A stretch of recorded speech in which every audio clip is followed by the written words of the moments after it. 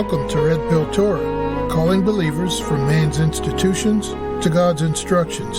Today we want to talk about the fourth of the 10 words. I'm Tim. And I'm Miss. It is how we know that we are set apart by Yehovah. That's Exodus 31, verse 13. Let's talk about it. If you didn't know, the Torah is the first 5 books of the Bible. Understanding and believing the Torah gives context to the rest of the Bible. You can email us at redpilltorah@gmail.com. Find our website at www.redpilltorah.com. Follow us on redpilltorah.podbean.com, on Facebook, Twitter, Tumblr, YouTube, or wherever you hear your favorite podcasts. We love to hear from you. And don't forget to like, share, and subscribe. And a big shalom to our listeners in Wisconsin and Canada. Listen out for RedPill Torah on a radio station near you. Today, we want to talk about the fourth word or commandment given by Yehovah Elohim from Mount Sinai. When we introduced our discussion of the 10 words, we said that the first 5 describe how we are to love Yehovah our Elohim with all of our hearts, souls, and everything else we have. Now, I would say most church-going believers have no issue with the first 3 words. I would say most don't dispute that the last 5 words are still relevant for today. When it comes to this particular instruction, I have heard objections. Things like, we aren't under the law anymore, or this is optional, and it's a good idea, but not necessary. I've heard objections to the fourth word as well, and it's really surprising. Didn't you know that this instruction is categorized as one of the main ways that we can love or show that we love Yehovah our Elohim? It's hard to imagine the Creator telling His people how He wants to be loved, yet His people who love Him don't want to do what He said. Maybe some believers don't know that through the blood of Yeshua, they are grafted into the tree known as Israel. There is one set of instructions for Israel, and they apply to the entire tree, the entire nation. Being grafted in doesn't give anyone a pass on any of the rules of this family. Amen, Mama. You know, there's one law for Israel. Now, regarding the fourth word, Yehovah Elohim gave reasons for this instruction, and we need to pay close attention to the instruction and the reasons why. We find them in Exodus chapter 20, verses 8 through 11. Verse 8 says, Zachor et Yom HaShabbat le Kadosho. In English, verse 8 says, remember the Sabbath day to keep it holy. The Hebrew word zakar is translated here as remember. It means to consciously review, to contemplate or meditate upon something. This Hebrew word is used to describe our Creator, remembering us, and His covenant with Abraham, Isaac, and Jacob. It is not in any way a passive activity. Let's look at the reasons that Yehovah Elohim gave for remembering the Sabbath. Exodus 20, verse 9 through 11 says, You have 6 days to labor and do all your work, but the 7th day is a Sabbath for Yehovah your Elohim. On it you are not to do any kind of work, not you, your son, your daughter, not your male or female slave, not your livestock, and not the foreigner staying with you inside the gates of your property. For in 6 days Jehovah made heaven and earth, the sea and everything in them, but on the 7th day He rested. This is why Jehovah blessed the day, Sabbath, and separated it for Himself. In Exodus chapter 20, the reasons for the Sabbath are tied to creation. Because Yehovah made our world in 6 days and rested on the 7th day, we are to do as He did. We are to rest on the 7th day. When we remember the Sabbath, as Elohim instructs us, we are agreeing that Yehovah Elohim is the creator of the earth. Also, we agree with Yehovah Elohim when we call holy what He has designated as holy. Now, I've heard prominent Christian speakers teach that the Sabbath is a nice idea. After all, we all work hard and we need rest sometime. One particular leader advised listeners to simply choose a day and relax. Whoa, that's concerning. We just read that the Creator blessed the Sabbath day and hallowed it. If we say that any day will do, we're not agreeing with Yehovah Elohim. Rather, we're in essence saying that his choice is not important, and his declaring something as holy doesn't really mean anything to us. If you love the Elohim of Israel, do you feel comfortable acting as if his choices aren't meaningful? No matter how passionately any teacher refutes Elohim's word, Elohim will not hold that person guiltless who carries his name as if it's worthless. It's one thing to disagree with another human. It is gravely a serious problem to assign fault to the Creator. Amen, Mama. You know, the 10 words were repeated in Deuteronomy chapter 5. Verse 12 tells us to shamor the Sabbath day. The Hebrew word shamor means to guard something or to keep watch over it. In other words, unbelievers may lose track of the days, but believers in the Elohim of Israel should be carefully counting the days until a Sabbath. We should also take great care to observe this holy time. Deuteronomy 6 gives a different reason for guarding the Sabbath. It says, beginning at verse 13, "You have 6 days to labor and do all your work, but the 7th day is a Sabbath for Yehovah your Elohim. On it you are not to do any kind of work, not you, your son, or your daughter," sounds familiar? "Not your male or female slave, not your ox, your donkey, or any of your other livestock, and not the foreigner staying with you inside the gates to your property, so that your male and female servants can rest just as you do." Verse 15 says, "You are to remember that you were a slave in the land of Egypt, and Jehovah your Elohim brought you out from there with a strong hand and an outstretched arm. Amen. For that reason, Jehovah your Elohim has ordered you to keep the Sabbath day."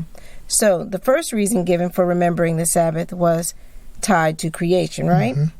This reason is connected to Israel's redemption from slavery in Egypt. As slaves in Egypt, they were not given rest.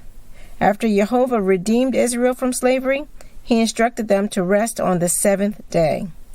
When we were slaves to sin, Hasatan did not give us a break from sin. We slaved for sin continuously, storing up the wages of sin, which is certain death. Now that we have been redeemed from sin by the Lord of the Sabbath, we have everlasting life and rest through Yeshua our Messiah. By the way, Daddy, some believers think that when Yeshua said that he is the Lord of the Sabbath, he ended the Sabbath observance for us. Oh, wow, that's a good point, Mama. I think we can find that story in Matthew chapter 12. On a Sabbath day, Yeshua and his disciples were hungry while walking through some wheat fields. The disciples began picking and eating heads of grain, and when they saw this, some Pharisees accused the disciples of violating the Sabbath. Yeshua reminded the Pharisees of when King David and his men ate the bread of the presence from the holy place in the tabernacle, bread that was for priests only. Yeshua also reminded them that priests work at the temple every Sabbath, and they are blameless. Reading from verse 6, Yeshua said, "I tell you, there is in this place something greater than the temple. If you knew what I want compassion rather than animal sacrifice meant, you would not condemn the innocent, for the Son of Man is Lord of the Sabbath." Daddy, it was the Pharisees' writings and traditions that the disciples were violating, not the Sabbath. The Torah in Deuteronomy chapter 23, verse 25 says, "When you enter your neighbor's field of growing grain, you may pick ears with your hand, but you are not to put a sickle to your neighbor's grain." The Torah does not define work as plucking grains with your own immediate or for your own immediate consumption.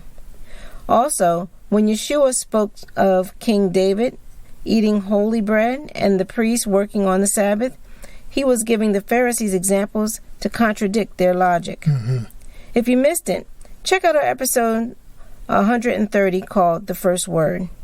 In that episode, we discussed the meaning of Jehovah's name and the fact that mercy is who he is.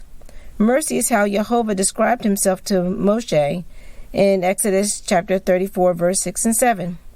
Our Elohim is too merciful to allow his servant David to starve when there is bread nearby.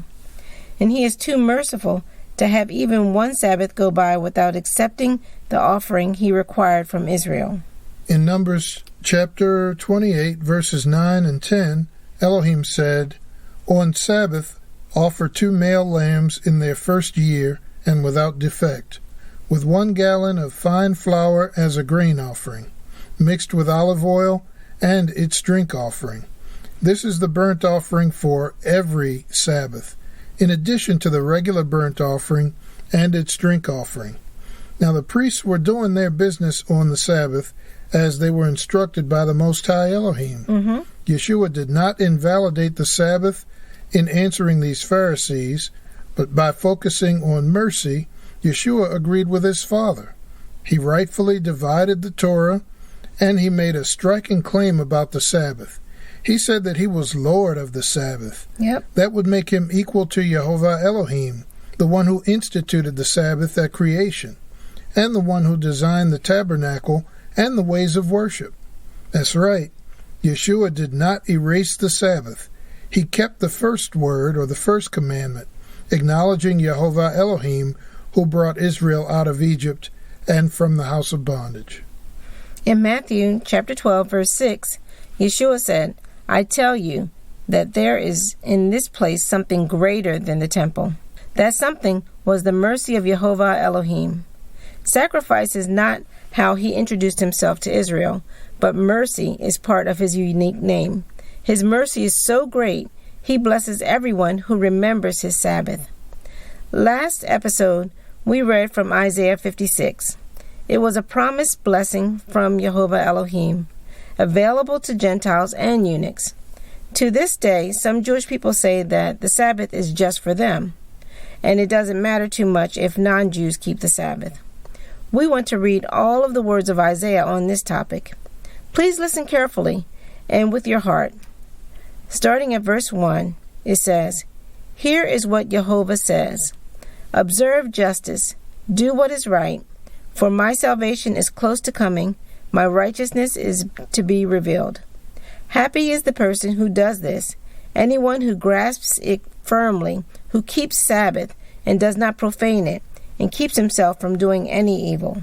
A foreigner joining Yehovah should not say, "Yehovah will separate me from his people." Likewise, the eunuch should not say, "I'm only a dried-up tree." For here is what Yehovah says, "As for the eunuchs who keep my Sabbaths, who choose what pleases me and hold fast to my covenant, in my house, within my walls, I will give them power and a name greater than sons and daughters. I will give them an everlasting name that will not be cut off." And the foreigner who joins themselves to Yehovah, to serve him, to love the name of Yehovah, and to be his workers, all who keep Sabbath and do not profane it, and hold fast to my covenant, I will bring them to my holy mountain, and make them joyful in my house of prayer. Their burnt offerings and sacrifices will be accepted on my altar, for my house will be called a house of prayer for all peoples. Yehovah Elohim says, "He who gathers Israel's exiles, there are yet others I will gather, beside those gathered already." So, what would you do if you discovered that the way you live your life and some of your beliefs were out of line with God's instructions? Would you take the blue pill and ignore the mercies of Yehovah and the blessings of his rest, his Sabbath? Or would you take the red pill, remember and guard the Sabbath day on the day the Creator set apart? Only you can answer that question. While studying with a dear friend not long ago, she recounted how, years ago, Christians would iron their church clothes and prepare Sunday dinner on Saturday. That kept Sundays holy without having to engage in excessive work. Now, if this is your usual practice, you're really close. Please, consider getting on the Creator's calendar. You're only one day away. Refrain from doing work on the Sabbath day. Remembering the eternal covenant of the Sabbath is one way our Elohim says we can show that we love him. Well, that's all we have time for today. Please listen again online and share this with a friend. Join us next week when we'll talk about the 5th word, honor your father and your mother. Thanks for spending 15 or so minutes with us at RedPill Torah, where you can handle the truth.